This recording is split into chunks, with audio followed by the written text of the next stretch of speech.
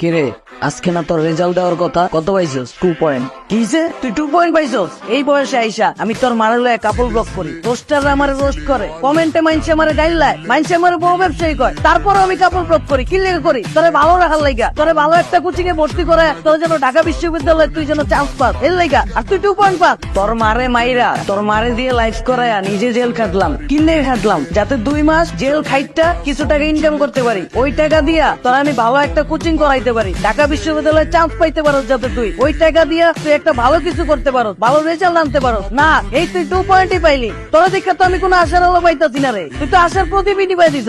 আমগো লাগে কি তোর একটু মায়া লাগে না? এই যে তোর মা 24টা ঘন্টা ফেসবুকে লাইভ করে, কি লেগে করে? তোরে একটু ভালো রাখার লাগা। আমি প্রতি সপ্তাহে রেস্টুরেন্ট থেকে টাকা নেই, ফুড রিভিউ দেই, কি লেগা দেই? তোরে একটু ভালো রাখার লাগা। আর মানুষে আম করে কমেন্টে গালি দেয়, আম করে চুতিয়া কয়, আমারে বউ ব্যবসায়ী কয়, এগুলো আমার থেকে তোর ভালো লাগে না? আমি তোরে কিছু কমো না। তাই তুমি চুপ করে আছো কি লিগা? পোলাটারে তো লাই দিয়ে দিয়ে টিকটকার মতো বানাইছো। তুমি কি এমন কিছু কইবা নাকি চুপ করে থাকবা?